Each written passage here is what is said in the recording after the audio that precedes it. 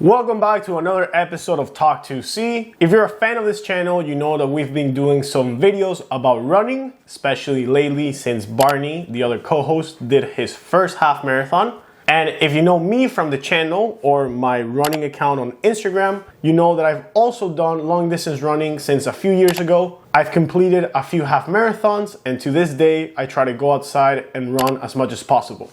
Now, the number one thing you have to do when you get into the sport is you have to get the right shoe for you. So today, I'm gonna break it down into all the details so you can get the right shoe for yourself when it comes to long distance running. This will help you do the sport correctly and, more importantly, avoid injuries. So let's get to it.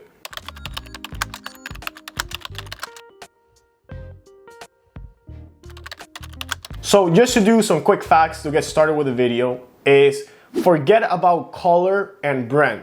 The right shoe for you is not gonna look pretty. Running shoes are gonna be ugly, so do not look at the color, do not look at the brand. You have to look at a shoe for what it is. You're probably gonna spend between $120 to $240, so make sure that you put some money aside for that. You need to go to the running store the first time. You can't just get it on Amazon, you can't just get it on Nike.com. You have to go see a specialist, try a few models, and then figure out what's the best one for you. I will be telling you what stores to go to and what the process normally looks like, so stay around for that. Your favorite brand or just the brand that you've been using for the longest time might not be the right for you, so you might have to switch. And you need a shoe that is made for your foot and how you run, so you have to select the proper one. And to do that, you need a few details, but here's the first thing you need to determine.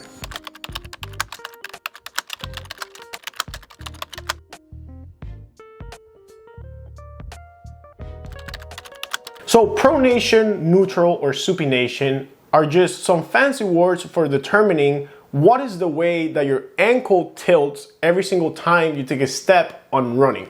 So if you look at the picture here, you're gonna see what each of these words mean. Pronation means that your feet tend to tilt inwards, so your ankles tilt inwards when you're running. Here's where the majority of the people watching this video are gonna fall, including myself. Then neutral means, like the word says, that you don't tilt inwards or outwards. And then supination means that you tilt outwards when you're running. This is the rarest one, and I actually haven't seen neither friends of mine or people that I run with that have supination, but it could happen. So there's two things that you do to determine if you're pronated, neutral, or supinated. The first thing is something that people call the brown paper test. And it just means that you want to see how much arch you have on your foot. If you've ever walked around barefoot next to a pool, you probably know how much arch you have. All you need to do is make your foot wet and then step on either a brown paper, a card box, or just like a dirty pair of khakis. And that's gonna show you how much arch you have. In running, arches are good because arches are gonna be the first thing that is going to absorb or cushion the impact that you have between your foot and your leg to the floor. That's the reason why people that have flat feet are not the best for running, because since you don't absorb that much of the impact when you're running, it actually translates to injuries in the long term. So people that have big arches like myself tend to be pronated, and that's just the normal physics of your foot trying to compensate with a portion of your foot that doesn't touch the floor. So once you do that test of looking at your arch, then you want to see how you're running on a treadmill. And what you do is put any running shoes that you have right now and then set up your phone right behind it on a treadmill and try to set it up so it takes a slow motion video.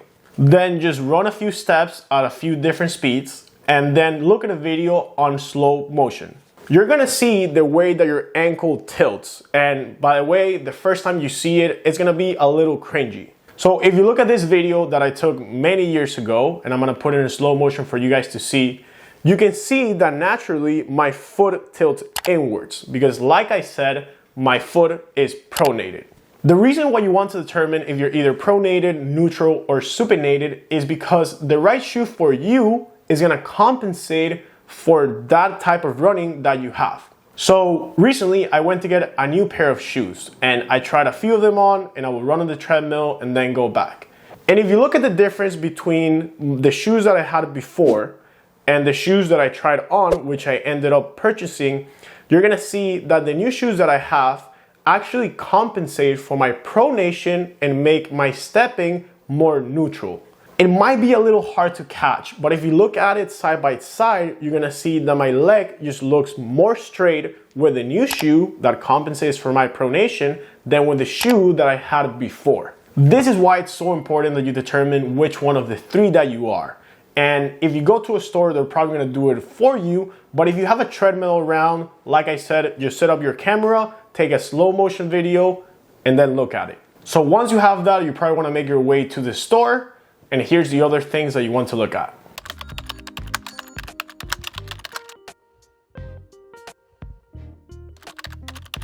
So to find a running store, there's just a few things that you want to make sure that they have before you make your way there. Literally just go on Google and type running store and you want to look for one that looks just like this. There's two things that you're looking for. One, a lot of shoes from different brands, and two, a treadmill. No, you're not gonna go to Nike, you're not gonna go to Adidas, you're not gonna go to Asics, you're gonna go to a third-party running store that have a lot of different brands so you can try some few different models on.